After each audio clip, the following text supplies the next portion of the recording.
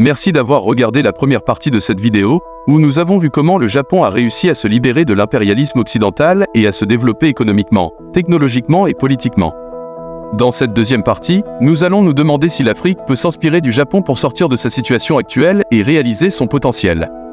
Bienvenue sur Parlons d'argent, l'endroit où les futurs milliardaires viennent chercher l'inspiration. L'Afrique est un continent riche en ressources naturelles, humaines et culturelles. Elle a une population jeune, dynamique et créative, qui représente 17% de la population mondiale. Elle a aussi une diversité géographique, écologique et linguistique, qui fait sa richesse et sa singularité.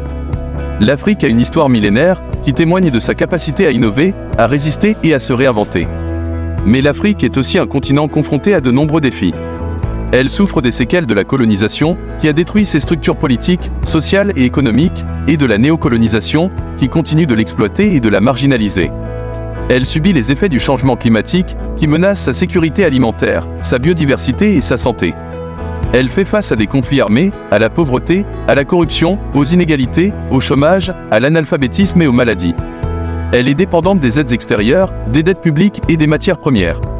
Elle est victime d'une fuite des cerveaux, d'une perte de souveraineté et d'une faible intégration régionale. Comment inverser cette tendance? Comment faire de l'Afrique un acteur majeur du développement mondial? Comment faire de l'Afrique le continent du XXIe siècle? Il n'existe pas de réponse unique ni de modèle universel à ces questions.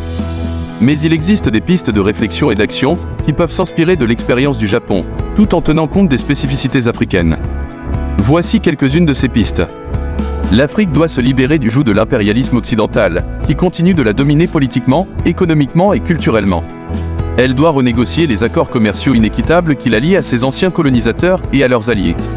Elle doit réclamer la restitution des biens culturels pillés pendant la colonisation. Elle doit exiger l'annulation de sa dette publique extérieure, qui entrave son développement. Elle doit rejeter les ingérences étrangères dans ses affaires internes et les interventions militaires sur son sol. L'Afrique doit se moderniser et se diversifier économiquement. Elle doit sortir du piège de la dépendance aux matières premières, qui la rend vulnérable aux fluctuations des prix sur le marché mondial. Elle doit développer son industrie manufacturière, son agriculture moderne, son secteur des services et son économie numérique.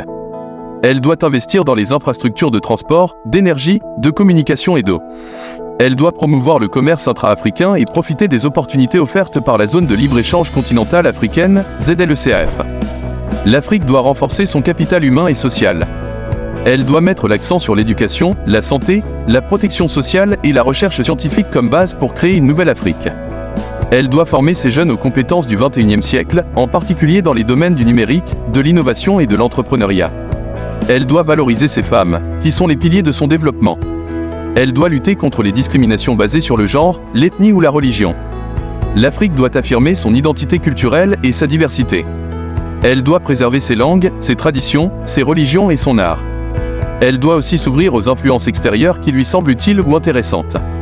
Elle doit promouvoir sa culture sur la scène internationale en utilisant les médias, le cinéma, la musique, la littérature et le sport. Elle doit revendiquer sa place dans l'histoire mondiale et dans les instances de décision globale. L'Afrique doit s'unir et se solidariser. Elle doit renforcer son intégration régionale et continentale en s'appuyant sur l'Union africaine et ses communautés économiques régionales.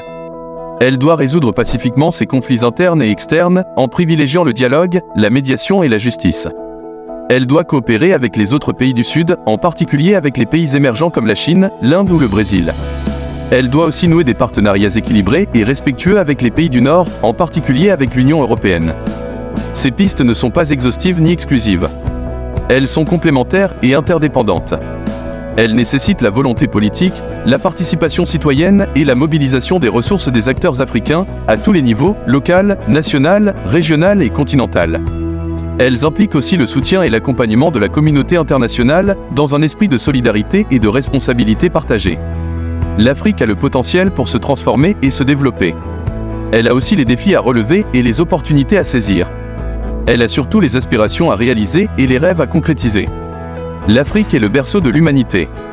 Elle peut aussi être son avenir. J'espère que cette vidéo vous a plu et vous a fait réfléchir. N'hésitez pas à laisser vos commentaires, vos questions et vos suggestions.